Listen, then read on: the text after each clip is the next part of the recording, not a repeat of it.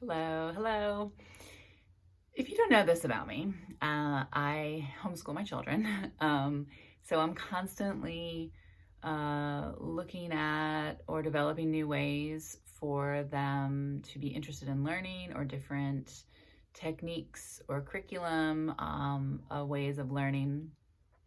And it's gotten me combining a lot of what I've learned about hypnosis, about how we learn, whether you're an audio, a visual, or a um, kinetic, like a feeling learner. Some people are all three.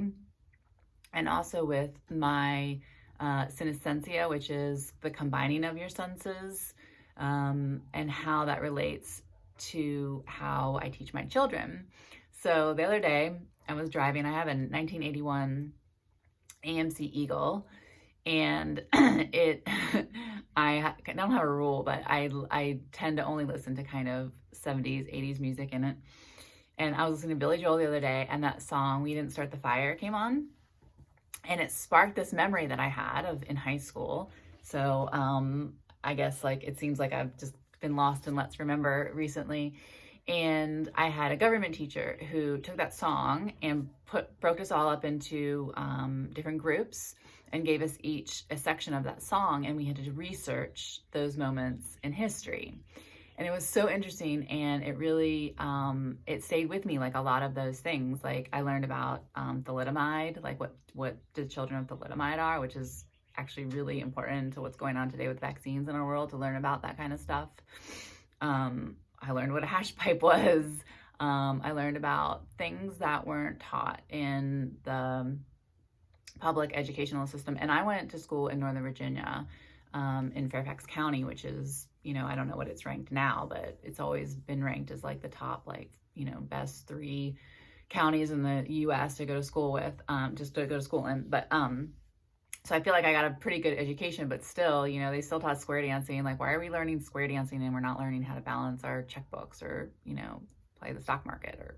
But square dancing is important. So, but it really got me thinking about songs and how we learn. And,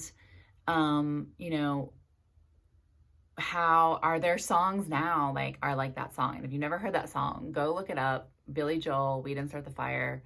It goes through different moments of time, and I'm sure there's got to be modern songs that do that up to our current situation. Like, I'm so curious, like, are there songs like this now?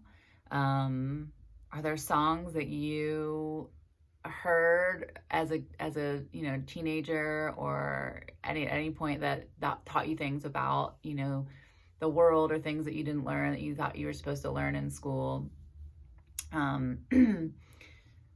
So, and then I also had a teacher, Mr. Harris. I had I had astronomy in high school. We had an observatory. So again, Northern Virginia, Fairfax, wealthy. We had a freaking observatory in our high school. And Mr. Harris, I'll always remember him. And I think that's really where a lot of my love of the constellation, the stars, came from. But what I remember most about his classes, when we would have tests or quizzes, before the test or the quiz, he would make us lean back. So if you've ever been in an observatory, the seats are kind of like inclined, you lean back. And he would play the Beach Boys.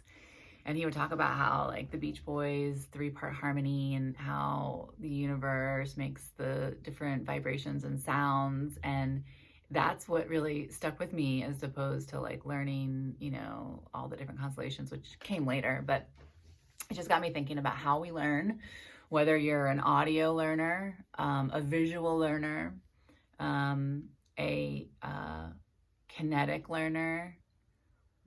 If you combine all of those, do you have signs of synesthesia? When you think about the alphabet, do you see the letter A as a color? Do you see it as a personality? Does it have any descriptive characteristics to it? When you listen to music, do you see it? Do you feel it? I'm curious to know how you learn, and if there's any songs like "We Didn't Start the Fire" for you growing up that taught you things that you never learned about. And if you've never heard of thalidomide or children of thalidomide, look it up.